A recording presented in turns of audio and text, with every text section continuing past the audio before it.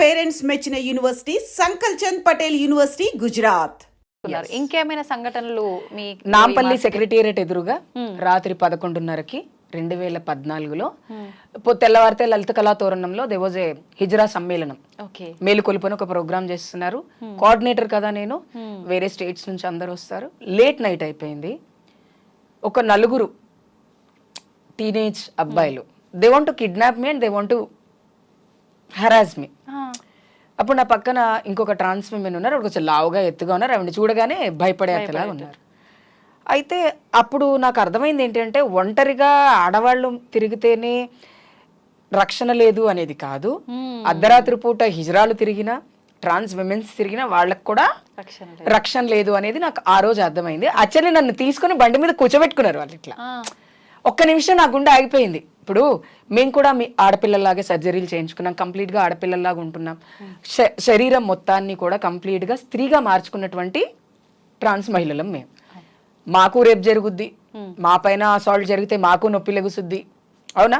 గోర్లతో గీడితే మాకు ఘాట్లు పడతాయి. ఇవన్నీ మాకు జరుగుతున్నప్పుడు ఎందుకు ఇంకా మేము ఆడవాళ్లతో సమానమే కదా, ఆడవాళ్ళు వేరు మేము వేరు అని నేను అనుకోను. ఆ రోజు నుంచి నేను ఏ రోజు కూడా నేను వేరు ఆడవాళ్ళు వేరు అనుకోను. బట్ ఆడవాళ్ళ స్థానాన్ని మేము ఎందుకు తీసుకోలేము అంటే మాతృత్వం మాకు లేదు కాబట్టి తీసుకోలేము. బట్ అడాప్ట్ చేసుకుంటే అంతకంటే బాగా చూసుకుంటాం మేము.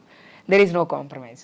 కాబట్టి అమ్మని అమ్మ స్థానంలో ఉంచాం కాబట్టి మేము పిల్లల స్థానంలో ఉండాలనుకుంటున్నాం. కాబట్టి I won't say that we are 100% ఆడపిల్లలం కాదు, ఆడపిల్లల మనస్తత్వంతో ఉన్నాం కాబట్టి మమ్మల్ని ఈక్వల్గా ఉన్నాం కాబట్టి recognise as a complete trans women గానే రికగ్నైజ్ చేయండి. ఆ రోజు భయపడ్డాను. ఆ భయం ఎవరికి కలగకుండా ఉండడం కోసం అన్ని పోలీస్ డిపార్ట్మెంట్స్లో అప్పుడు ఒక మీటింగ్ చేశాను. ట్రాన్స్ మహిళల పైన కూడా రేపులు జరుగుతుంటాయి, మీరు ఆ రేపుల పైన కన్సిడర్ తీసుకొని మీరు ఈసారి ఎవరైనా ట్రాన్స్ మహిళలు వస్తే వాళ్ళకి రేప్ జరిగిందని ఎఫ్ఐఆర్ ఖచ్చితంగా చేయాలి. ఎలా చేయాలి? రేప్ చట్టం న్యూట్రల్ కాదు, ఓన్లీ ఆడవాళ్ళకే ఉంది, మగవాళ్ళకి లేదు. మీకు ఎలా తీసుకోవాలి ఆడవాళ్ళలాగా అంటే అప్పుడు చెప్పాల్సి వచ్చింది. సార్ మేము సర్జరీలు చేయించుకుంటాం, మేము వర్జినోప్లాస్టీ సర్జరీలు చేయించుకుంటాం, మేము కూడా మా బాడీలో బ్రెస్ట్ ఇంప్లాంటేషన్ చేయించుకుంటాము. కాబట్టి మేము కూడా ఆడపిల్లలాగే మా పైన కూడా అత్యాచారం చేయడానికి అవకాశం 110% ఉంది. కాబట్టి మీరు ఈ రేప్ అనే దాన్ని కన్సిడర్ చేయాలి అని. అప్పటి వరకు నాకు రేప్ జరుగుతుందని నాకు తెలియదు. అంటే ట్రాన్స్ మహిళలకు రేప్ జరుగుతుందని నాకు తెలియదు. అలా ఒక మనిషి అప్పుడు సీసీ కెమెరాలు కూడా లేవు. 2013-14లో ఉంటే ఇట్ వాజ్ లైక్ వెరీ, అది సెక్రటేరియట్ ఎదురుగానే ఉన్నా నేను, ఎక్కడో కూడా లేను. వచ్చి అలా ఎత్తుకున్నారు అంతే. ఆవిడ గొడవపడి నన్ను మళ్ళీ తీసుకున్నారు. ఆవిడ తీసుకోగలిగారంటే ఆవిడకున్న స్టామినాలో ఆవిడ తీసుకోగలిగారు. అదే ఒక్కదాన్ని ఉంటే నెక్స్ట్ డే ఏమొచ్చింది, ఎక్కడో ఒక చిన్న న్యూస్ పేపర్లో, ఇప్పుడు సోషల్ మీడియా అంత ఇన్ఫ్లుయెన్స్ గా లేదు, ఎక్కడో ఒకసారి హిజ్రాను దారుణంగా అత్యాచారం చేసి చంపిన పురుషులో మగవాళ్ళు అని వేసేవాళ్ళు. సో అట్లాంటివి ఏవి కాకుండా ఉండడం కోసం కూడా చాలా స్ట్రగుల్ చేశాను నేను. ఎందుకు అంటే ఒకటి, మన పైన జరిగిన అత్యాచారం కంటే వేరే వాళ్ళ పైన జరిగే అత్యాచారాల గురించి ఎందుకు ఎక్కువ మాట్లాడాల్సి వచ్చింది అంటే కమ్యూనిటీ ఎక్కువ సెక్స్ వర్క్ మీద డిపెండ్ అప్ అయ్యింది, అవునా? ఆ సెక్స్ వర్క్ అనేది ఎక్కడ, చీకట్లల్లో, చెట్లల్లో, ఏదో 5 స్టార్ హోటల్స్లో చేయరు. వీళ్ళంతా రోడ్ల మీద నిలబడి ఆ సెప్టిక్ ట్యాంకుల పక్కన, కాలువల పక్కన, మురికి కాలువల పక్కనే నించుంటారు. పోయి సైబర్ టవర్స్ ముందు అయితే నిలబడి చేయరు, అదందరికీ తెలుసు. ఎక్కడైతే పబ్లిక్ చీకటిగా ఉంటుందో చీకట్లోనే బ్రతుకుతాం కాబట్టి మేము ఆ చీకట్లోనే చేస్తారు. కాబట్టి అక్కడ ఎన్నో దారుణాలు జరుగుతాయి. బియర్ బాటిల్స్తో కొట్టేస్తారు, రాళ్ళు రువ్వేసి వెళ్ళిపోతారు. ఎందుకు వెళ్ళిపోతారు తెలుసా? ఎంత అని అడిగినప్పుడు 200, 300, 500 మన అందాన్ని బట్టి మనం చెప్పుకుంటాం. ఎవరి రేట్ వాళ్ళే ఫిక్స్ చేసుకుని ఉంటారు. కాబట్టి నా దగ్గర 100 ఉన్నాయి చేయవు అంటే, లేదు చేయను అన్నప్పుడు ఎందుకు చేయవే అని రాయితో కొట్టెళ్ళేవాడు ఉంటాడు. బాగా తాగొచ్చి వాడు 1000 రూపాయలు ఇచ్చినాక కూడా వాడిని భరించలేం మనం. Sex work is not a simple thing. తెలియని మనిషితో మనం ఫిజికల్ గా మూవ్ అవటం అంటే వాడు ఏం చేస్తాడు అనేది మనకు తెలియదు. కాబట్టి చాలా కష్టమైనటువంటి పని. తాగొస్తాడు, వాడేం చేస్తాడు, అంతా అయిపోయిన తర్వాత ఏదో ఒక చోట వాడికి కోపం వచ్చో, నువ్వు నన్ను ముట్టుకొనివ్వలేదు, నన్ను ముద్దు పెట్టనివ్వలేదు అని బీర్ బాటిల్ తలపైన కొట్టి వెళ్ళిపోతాడు.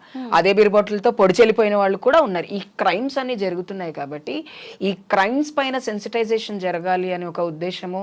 రేపులు అయితే ఆల్రెడీ జరుగుతున్నాయి. మీరు చూసారు, రీసెంట్ గా వైజాగ్ లో రేప్ జరిగింది. రేప్ని ఎలా కన్సిడర్ చేయాలంటే, నాకు ఇష్టం లేకుండా నన్ను ముట్టుకున్నా రేపే, అంతే కదా? అది నాకైనా సరే, మీకైనా సరే, మగవాళ్ళకైనా సరే, వాళ్ళకు కూడా అంటున్నారు కదా. కాబట్టి అందరినీ కన్సిడర్ చేద్దాం మనం, ఎందుకు తక్కువ చేయకూడదు ఎవరిని, అది యూనిక్ సెక్స్ గా తీసుకుంటే. కాబట్టి ఈ కష్టాలన్నీ జరగకుండా ఉండడం కోసమే నేను ఎక్కువ మాట్లాడటం. అండ్ ఇంకోటి, ఎవరైనా పోలీసులతో మాట్లాడేటప్పుడు మనం తెలుగులో మాట్లాడితే ఒకప్పుడు వాల్యూ ఉండేది కాదు. అవును అవును, మనం ఇంగ్లీష్లో మాట్లాడితే ఇది ఎదురు చదువుకొని వచ్చింది, చాలా తెలుసు, జాగ్రత్తగా మాట్లాడాలి అని. అందుకనే ఎడ్యుకేషన్ కూడా అంతే ఇంపార్టెంట్ మనకి. ఓకే. ఏం చెప్తారు మీరు, అంటే ట్రాన్స్ ఉమెన్లకు కానీ ట్రాన్స్ జెండర్లకు కానీ ఏం చెప్తారు మీ side నేను నుంచి? ట్రాన్స్ ఉమెన్స్కి ఒకటే చెప్తాను, ప్రతి చోట కమ్యూనిటీ తప్పు చేస్తుంటే కమ్యూనిటీని తప్పు చేయట్లేదు, మా వాళ్ళు ఈ తప్పు చేస్తున్నారు ఆ తప్పు చేస్తున్నారు అని శుద్ధపూస మాటలు నేను మాట్లాడదలుచుకోలేదు. తప్పు చేసేవాళ్ళు తప్పులు చేయడం మానేయండి, మైగ్రేట్ అయిన వాళ్ళని తెలంగాణలో రానివ్వకండి. అండ్ ఈ రౌడీలు, ఈ గూండాలు ఎవరైతే మారువేషాల్లో వచ్చి మీ దగ్గరకు వచ్చి చీరలు కట్టుకొని విగ్గులు పెట్టుకొని దొంగతనాలు చేస్తున్నారో వాళ్ళని మీరు ఎంకరేజ్ చేయకండి. అప్పుడు కమ్యూనిటీకి ఒక మంచి పేరు వస్తుంది. ఇప్పుడు ఆల్రెడీ ప్రభుత్వం చాలా సీరియస్గా ట్రాన్స్ కమ్యూనిటీ కోసం పనిచేయాలి అని అనుకుంటుంది. ఆల్రెడీ హానరబుల్ చీఫ్ మినిస్టర్ గారు నామినేటెడ్ పోస్టే ఇస్తామని 2019లోనే చెప్పారు, నాకే చెప్పారు, నన్నే కూర్చోబెట్టి చెప్పారు. అవునా? ఇంత జరుగుతున్నప్పుడు మనం కాస్త మారటంలో తప్పులేదు. మనం మారిన తర్వాత ప్రజల్లో మార్పు కోరుకోవాలి తప్ప మనం అలాగే రాళ్ళలాగా రప్పల్లాగా బావిలో కప్పల్లాగా ఉంటూ ప్రజలు మారాలి అంటే మారు. మీరు మారండి, మీతో పాటు ప్రజలు మారుతారు. And please respect every gender.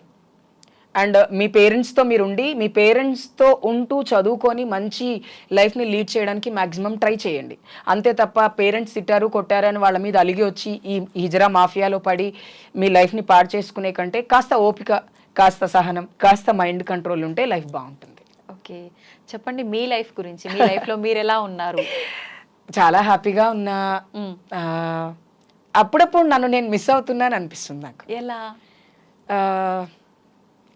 ఎలా అంటే, ఒకప్పుడు చంద్రముఖి ఎక్కువ బిజీగా పనిచేస్తూ ఉండేది, ఇప్పుడు తక్కువ పనిచేస్తుంది, తక్కువ మాట్లాడుతుంది అని నన్ను నేను మార్పు మరి విసిగిపోయాను. నేను విసిగిపోయాను, ఫైట్ చేసి కమ్యూనిటీ చేంజ్ అవ్వట్లేదు. అండ్ యాక్సెప్టెన్సీ ఎంత పెరుగుతుందో క్రైమ్ రేట్ అంతే పెరుగుతుంది. కాబట్టి ఎక్కడో ఒక చోట నేను కొంచెం తగ్గా, అది కొంచెం మిస్ అవుతున్నాను తప్ప ఐఎమ్ ఎంజాయింగ్ మై లైఫ్. చాలా లైఫ్ని చాలా హ్యాపీగా, నేను ఎప్పుడూ హ్యాపీగా ఫీల్ అవుతానంటే, ఏ రోజైతే నేను హ్యాపీగా ఫీల్ అవ్వను అంటే, ఏ రోజైతే నాకు ఎవరు కాల్ చేసి కౌన్సిలింగ్ తీసుకోకుండా ఉంటారు చూసి, ఆ రోజు నాకు కాల్స్ రాకుండా ఏమీ రాకుండా ఉన్నప్పుడు ఫీల్ అవుతాయి. ఎందుకంటే రోజు అట్లీస్ట్ ఒక్క కాల్ అయినా అటెండ్ చేయడం నాకు అలవాటు అయిపోయింది. అక్క నాకు ఈ ప్రాబ్లం ఉంది, అట్లీస్ట్ చాట్ అయినా, అది అక్క నేను ఉరేసుకొని చచ్చిపోతానని మెసేజ్ చేస్తాను నాకు ఒక్కొక్కసారి సోషల్ మీడియాలో. వాడితో మళ్ళీ మాట్లాడి వాడి మైండ్ చేంజ్ చేసి పని చేయటం అలవాటు అయిపోయింది కదా, కాబట్టి ఎప్పుడో ఒక చోట మిస్ అవుతా తప్ప లేకపోతే నన్ను నేను ఎప్పుడూ మిస్ అవ్వను. And I love talking much, ఎందుకంటే ఎక్కువ మాట్లాడడం వల్ల మన గురించి తెలుస్తుంది జనాలకి. అవును, నా గురించి తెలవటం నాకు తక్కువే, మన కమ్యూనిటీ గురించి చెప్పడం అనేది చాలా ఇంపార్టెంట్. ఎంతసేపు నేనేం చేశాను నువ్వేం చేసావు అది కాదు, కమ్యూనిటీకి ఉన్న సమస్య ఏంటి, ఇప్పుడు అదే ఇంపార్టెంట్ కదా. అది నాకు ఇష్టం. అందరు అదే అంటారు, ఎప్పుడు మీ గురించి తక్కువ మాట్లాడతారు అంటే, నా గురించి చెప్పడానికి ఏముంది, పొద్దున్నే లేచి దేవుడి కాస్త ఆరాధన లైఫ్ లో, అది చాలా ఇంపార్టెంట్ నాకు. Little bit spiritual and I read more books. ఎలాంటి బుక్స్ చదువుతారు? హోలీ, స్పిరిచువల్ ఎక్కువ. స్పిరిచువల్ బుక్స్ ఎందుకు చదువుతాను అంటే, ఎక్కడైనా ఇజ్రాస్ కమ్యూనిటీ గురించి ఏదైనా దొరుకుతుంది. చిన్న స్వార్థం, నా గురించి నేను తెలుసుకోవాలి అనుకున్నప్పుడు అన్వేషణ అనేది చాలా ఇంపార్టెంట్. నేను అన్వేషించడం వల్ల ఇలా ఉన్నాను ఈరోజు. చాలా అన్వేషిస్తాను. నేను ఏదైనా గుడికి వెళ్ళినప్పుడు ఈ గుడి దగ్గరికి ఎవరెవరు ఎక్కువ భక్తులు వస్తారు, దీంట్లో ఏ కమ్యూనిటీ, మా కమ్యూనిటీ ఉందా, అట్లా చూసుకుంటూ ఉంటా. అది ఇష్టం నాకు. మీకు మ్యారేజ్ కూడా అయింది కదా, చాలా సంవత్సరాలు అవుతోంది మ్యారేజ్. ఎలా ఉంది మీ మ్యారేడ్ లైఫ్? ఒకటి గుర్తుపెట్టుకోవాలి, పెళ్ళి ఎప్పుడు బోర్ కొడుతుంది అంటే ఒకళ్ళ మీద ఒకళ్ళకి గౌరవం తగ్గినప్పుడు. నాకు ఎప్పుడు తగ్గలేదు, ఇన్ని ఇయర్స్ అయినా పెళ్ళిలో ఈ రోజు కూడా కాంప్లికేషన్స్ వస్తాయి, దాన్ని కంట్రోల్ చేసుకోవాలి, దాన్ని కూర్చొని షార్ట్అవుట్ చేసుకోవాలి. ఐఎమ్ వెరీ హ్యాపీ దట్ నన్ను అర్థం చేసుకునే భర్త నాకున్నందుకు. అండ్ నన్ను చాలా ప్రేమగా చూసుకుంటారు ఆయన, చాలా షాపింగ్ చేపిస్తారు. ఆడవాళ్ళకి కావాల్సింది ఇది. అంటే నేను కొంచెం ఎక్కువ షాపింగ్ చేస్తా, ఎక్కడికి షాపింగ్కి వెళ్ళినా బోర్ కొట్టకుండా ఎంతసేపు అయినా. నాకు ఇంకొకటి ఏంటి ఇష్టం అంటే, నా ఒంటికి ఏ చీర సెలెక్ట్ అవుతుంది అనేది ఆయన సెలెక్ట్ చేయటం నాకు చాలా ఇష్టం. శారీ సెలెక్షన్స్ ఆయనే చేస్తారు ఎక్కువ. బయటికి వెళ్తాం, తింటాం, తిరుగుతూ ఉంటాం. మేమిద్దరము ఇప్పటికీ కూడా, మాకు పెళ్ళై 10 సంవత్సరాలు అయింది, 8 సంవత్సరాలు అయిందన్న ఫీల్ ఎప్పుడు లేదు. నిన్న పెళ్ళైందన్నట్టే ఉన్నా నేను. అని ఎందుకున్నాము అంటే, మా మధ్య ట్రస్ట్ అనేది చాలా గట్టిగా ఉంది. ఎలా బిల్డ్ అయింది ఆ ట్రస్ట్? మనం ఉండే పద్ధతిని బట్టి. అబద్ధాలు ఆడుకోము, ఏది దాచుకోము, ఏదున్నా సరే ఫైనాన్షియల్ దగ్గర నుంచి ఫ్యామిలీ ఇష్యూస్ వరకు ప్రతిదీ మాట్లాడుకుంటాం. ఒకరికొకళ్ళు టైం ఇచ్చుకుంటాం. ఫస్ట్ ఇద్దరము బిజీగానే ఉంటాం. తను ఉద్యోగం చేస్తారు, నేను పంచాయతీలని ఉద్యోగాలని రాత్రి 2ంటికి వెళ్తే ఒకరోజు 24 hours రాకుండా ఉంటాను నేను కొన్ని ప్లేసెస్కి వెళ్తే. It's based on the situations. ఆయన కూడా ఆయన తిన్నావా తల్లి తిను ఉండు జాగ్రత్త ఫోన్ చేయి బయలుదేరేటప్పుడు, క్యాబ్ ఎక్కిన తర్వాత క్యాబ్ నెంబర్ డీటెయిల్స్, ఆ కేర్ ఆ కన్సెంట్ అనేది ఇంపార్టెంట్ లైఫ్ లో. ఇంకోటి ప్రేమ ఎప్పుడు తక్కువ అలవాటు అవుతుంది. ఈ రోజు అలవాటు అయింది, రేపు ఎక్కువ అలవాటు అవుద్ది, తర్వాత ఎక్కువ అలవాటు అవుద్ది. అలవాటే ప్రేమ అంటే ఒక మనిషికి ఇంకొక మనిషి అలవాటు తోడు, ఆ రెండు నా లైఫ్ లో ఉన్నాయి. కాబట్టి నేను ఎప్పుడు కూడా ఎస్పెషల్లీ మా హస్బెండ్ విషయంలో బాధపడలేదు, ఎప్పుడు బాధపడలేదు. I'm very happy. అండ్ తను అంతే హ్యాపీ, చాలా హ్యాపీ. తను ఇలా అంటాడు నా పేరు వస్తే అంటే అన్నట్టుగా. Very happy life, proud feeling. ఎందుకంటే నాకు తెలిసి ఐఎమ్ ఎ యూనిక్ పీస్. ఇది చెప్తా నేను, ఐఎమ్ ఎ యూనిక్ పీస్. ఆ యూనిక్ పీస్ ఎవరి దగ్గర ఉన్నా వాళ్ళు హ్యాపీగానే ఉంటారు. And he is also unique to me. నేను హ్యాపీగా ఉన్నా. Love doesn't it's a god. ప్రేమ అనేది భగవంతుడు, కనపడడు. గుడికి వెళ్తాము, విగ్రహాన్ని చూసి దండం పెట్టుకుంటాము, అక్కడున్న ఆ స్పిరిచువాలిటీ మనని స్పిరిచువల్ గా తీసుకెళ్తుంది. భర్త కూడా భగవంతుడే భార్యకి, నాలాంటి భార్యకి. ఎందుకంటే చిన్నప్పటి నుంచి అమ్మని చెల్లిని అమ్మమ్మని నానమ్మని చూస్తూ పెరిగాం. మా నానమ్మ అమ్మమ్మ వాళ్ళు అయితే మా తాతయ్యల ముందు కూర్చునే వాళ్ళు కూడా కాదు. వాళ్ళు కుర్చీలో కూర్చుంటే వీళ్ళు కిచెన్ లోపల ఎక్కడో కూర్చునేవాళ్ళు. ఇప్పుడంటే కాళ్ళ మీద కాలేసుకొని ఏంది చెప్పబ్బా అంటున్నారు, కానీ అది పద్ధతి కాదు కదా. కొన్ని మన సంప్రదాయాన్ని పాటించాలి. ఆ విషయంలో నేను చాలా స్ట్రిక్ట్. అందుకే నేను ఇంత హ్యాపీగా. వర్క్ విషయంలో అంతా మీకు సపోర్ట్ చాలా, ఇంట్లో హెల్ప్ చేస్తుంటారా?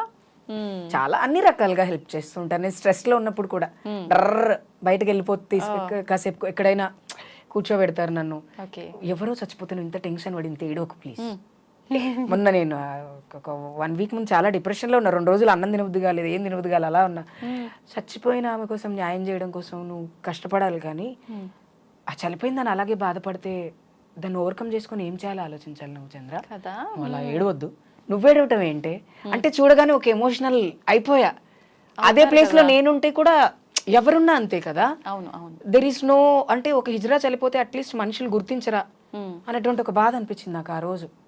మీడియాలో ఎక్కడా కూడా రాలేదు, ఎప్పుడో 2 రోజుల తర్వాత వచ్చింది. ఆడవాళ్ళు చచ్చిపోతే breaking news, breaking news, breaking news. చిన్నల పైన అత్యాచారాలు జరిగితే బ్రేకింగ్ న్యూస్.